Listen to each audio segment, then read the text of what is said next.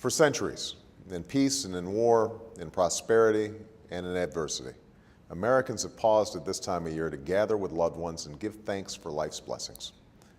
This week, we carry on this distinctly American tradition.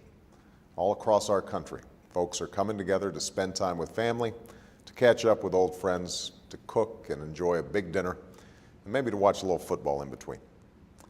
As always, we give thanks for the kindness of loved ones, for the joys of the previous year, and for the pride we feel in our communities and country. We keep in our thoughts and prayers the many families marking this Thanksgiving with an empty seat, saved for a son or daughter, a husband or a wife stationed in harm's way. We say a special thanks for the sacrifices those men and women in uniform are making for our safety and freedom, and for all those Americans who enrich the lives of our communities through acts of kindness and generosity and service. But as much as we have to be thankful for, we also know that this year millions of Americans are facing very difficult economic times. Many have lost jobs in this recession, the worst in generations. Many more are struggling to afford health care premiums and house payments, let alone to save for an education or retirement.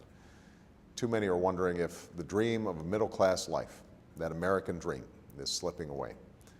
It's the worry I hear from folks across the country.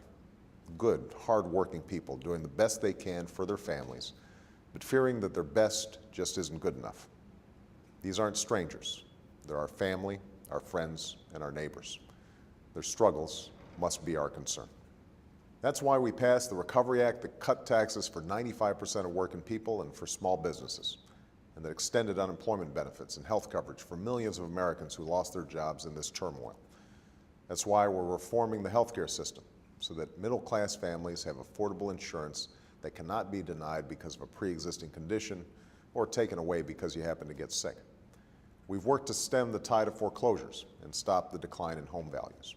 We're making it easier to save for retirement and more affordable to send a son or daughter to college. The investments we've made and the tough steps we've taken have helped to break the back of the recession, and now our economy is finally growing again.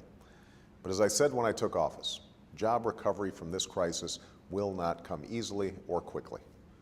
Though the job losses we were experiencing earlier this year have slowed dramatically, we're still not creating enough new jobs each month to make up for the ones we're losing. And no matter what the economists say, for families and communities across this country, this recession will not end until we completely turn that tide. So we've made progress, but we can't rest. And my administration will not rest until we've revived this economy and rebuilt it stronger than before, until we're creating jobs and opportunity for middle-class families, until we've moved beyond the cycles of boom and bust, of reckless risk and speculation that led us to so much crisis and pain these past few years. Next week, I'll be meeting with owners of large and small businesses, labor leaders, and non-for-profit leaders from across the country to talk about the additional steps we can take to help spur job creation. I'll work with Congress to enact those proposals quickly.